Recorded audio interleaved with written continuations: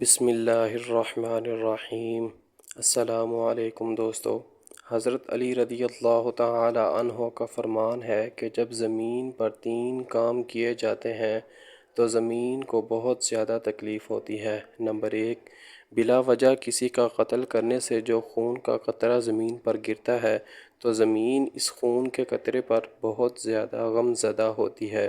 Number 2، بدکاری کر کے غسل کرنے سے جو غسل کا پانی زمین پر گرتا ہے اس پانی سے زمین کو بہت زیادہ تکلیف ہوتی ہے۔ نمبر 3، صبح سورج کے نکلنے سے پہلے سوتے رہنے سے زمین بہت زیادہ غم کرتی ہے۔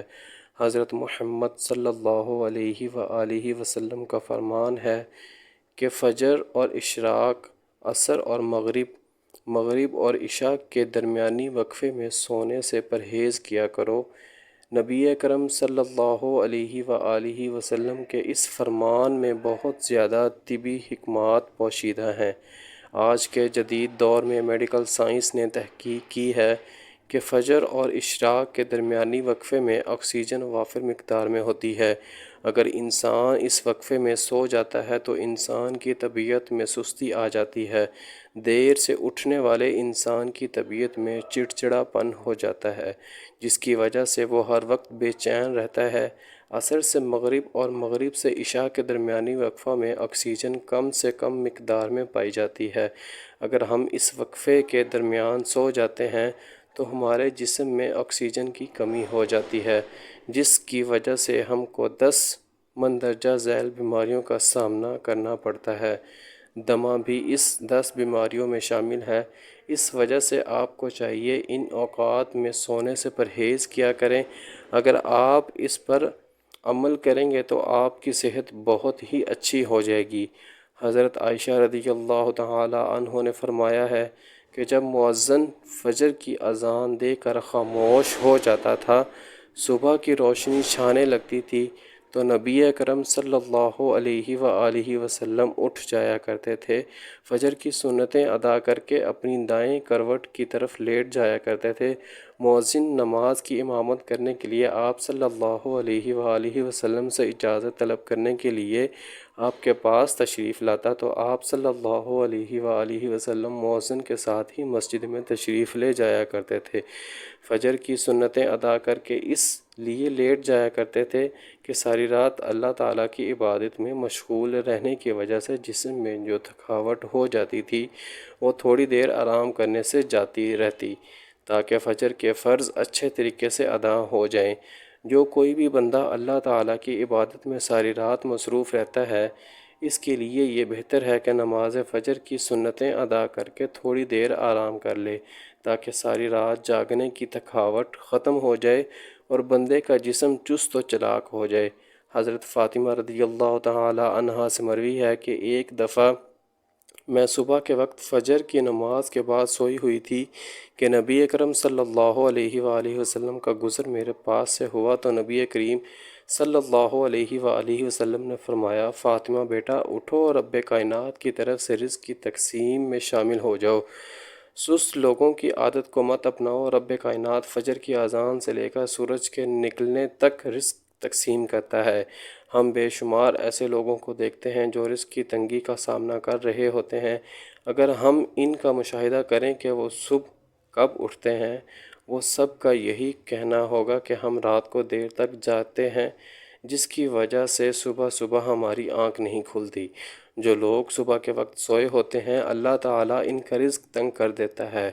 فجر کی اذان سے لے کر سورج کے نکلنے کے درمیانی وقفے میں ایک ایسا وقت ہوتا ہے جس میں اللہ تعالیٰ رزق تقسیم کرتا ہے۔ اس رزق کے وافر مقدار میں حقدار وہی ہوتے ہیں جو اس وقت جاگ رہے ہوتے ہیں۔ حدیث محمدی صلی اللہ علیہ وآلہ وسلم ہے کہ جو بندہ فجر کے وقت سونے کی عادت کو اپنا لیتا ہے اللہ تعالیٰ اس کی یادداشت کمزور کر دیتا ہے۔ کچھ روایات میں اس طرح بھی بیان کیا گیا ہے کہ فجر کے وقت سونے والوں کے لیے رزق حلال کے دروازے بند کر دیے جاتے ہیں۔ اس لیے ماہ رمضان میں کافی لوگ سحری کر کے سو جاتے ہیں، جس کی وجہ سے ان کی نماز فجر چھوٹ جاتی ہے۔ یہ اتنا بڑا نقصان ہے کہ انسان کبھی بھی اس نقصان کو پورا نہیں کر سکتا۔ اگر صبح کے وقت فجر کی نماز کے قضا ہونے کا خطرہ نہ ہو تو کچھ دیر تک سونے میں کوئی حرج نہیں ہے۔ روزہ رکھنے کا بہت زیادہ ثواب ہے۔ اگر سحری آخری وقت پر کی جائے تو اس کا اجر بہت زیادہ بڑھ جاتا ہے۔ اگر مسلمان سحری آخری وقت میں کرتا ہے تو اس کو فجر کے وقت نیند بھی نہیں آئے گی۔ بہت زیادہ لوگ رمضان کے مہینے میں اپنی سونے کی روٹین خراب کر لیتے ہیں، ساری رات جاگتے رہتے ہیں، صبح سحری کر کے سو جاتے ہیں، جس کی وجہ سے ان کی نیند نہیں پوری ہوتی۔ جس انسان کی نیند پوری نہیں ہوتی تو وہ سارا دن سستی اور غنودگی کی حالت میں گزار دیتے ہیں۔ ایسے لوگ اپنے کام کو درست طریقے سے سر انجام دے نہیں پاتے۔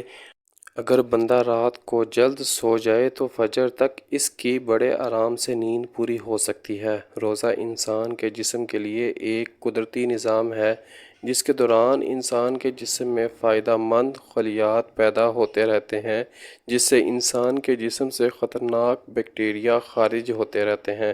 روزہ ایک ایسی نعمت ہے جو انسان کے جگر اور معدہ کی سب بیماریوں کو ختم کر دیتا ہے۔ اس دور میں ہر انسان رزق کے معاملات میں بہت زیادہ پریشان ہے، دن رات کمانے میں لگا ہوا ہے، پھر بھی دل کو سکون حاصل نہیں ہوتا۔ روایات میں ہے کہ فجر کی نماز کو ادا کرنے کے بعد 6 گھنٹے کام کرنے والے انسان کے دن پر سکون سے گزرتے ہیں۔ جو لوگ فجر کے وقت سوتے ہیں ان کا سارا دن سست اور بوجھل گزرتا ہے۔ صبح کے 6 گھنٹوں کا دور انسان کی جوانی کا دور ہے، جو انسان کے خوابوں کو پورا کرنے کا دور ہوتا ہے۔ یہ دور انسان کی صلاحیتوں سے بھرا اور خوابوں کو پورا کرنے کا دور ہوتا ہے۔ جوانی میں ہم صبح کے یہ 6 گھنٹے لگا کر اپنی صلاحیتوں کو استعمال کر کے ساری زندگی سکون اور آرام سے گزارنے میں کامیاب ہو سکتے ہیں۔